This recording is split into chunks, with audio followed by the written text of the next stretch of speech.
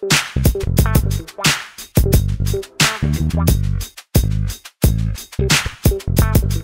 I'm Holly Shockley with Thrive Christian Counseling. This is Kevon Owen, and we're going to talk to you today about the anxious processing lady in the context of a relationship and specifically in marriage. I see a lot of marriages. Kevon sees a lot of couples for therapy. And so it is a big dynamic within the context of a relationship that you have a wife who thinks the more that they talk, the more that they badger, the more that they nag, that's the thing they need to do to get their husband to respond. And I hate to say it, but it's the very thing that is causing the counter of what your motivation really is. So with the anxious processing lady, women by nature are more communicative. They want to process externally. Not everybody, but there is this insatiable need to be heard, to understand me. And when we're talking to our husbands and we can see the glazed look going over their eyes, there is this idea that I just have to re-communicate what I'm saying, or I have to, help him understand how he's not pulling his weight. And there's a real need for us to be able to change the way that we communicate and process within the context of a relationship. It is the anxiety that is driving that. It is not the health and wellness of getting to resolution within the relationship. As a guy, one thing that the guy mind generally goes to is one of two things. Number one is fix it. Mm-hmm. What I'm hearing you process, I'm supposed to fix it. Now over time, if I feel like I can't fix it, then I'm going to just kind of wash it. I'm going to shove it over there with like what's happening in London right now and other things that I can't do anything about.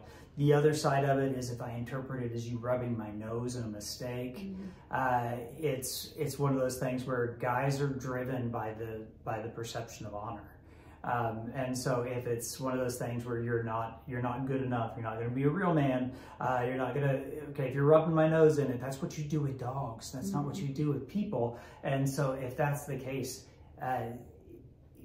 be aware of how it could be coming off, because it's usually not the intention of the anxious processing lady. Mm-hmm. Yeah, I think that as women in the context of a marriage, if anxiety is the driving force behind the continued incessant need to be heard, be seen, and talk, we've got to process that. And we've got to figure out a different way to communicate what our needs are within the relationship, and how to be seen, how to be heard in a different way other than what we're doing, because it's degrading the relational bond, causing injury. And I know that that's not what a lot of the women who sit on my couch intend to do, but it is what happens over time. And so it's that dripping faucet, right? And there's scripture verses about that. And so we want to be able to communicate. It is healthy and well to be able to communicate how we feel about a situation, or maybe our spouse isn't doing things that we've asked them to do, or even just communicated that are really important to us.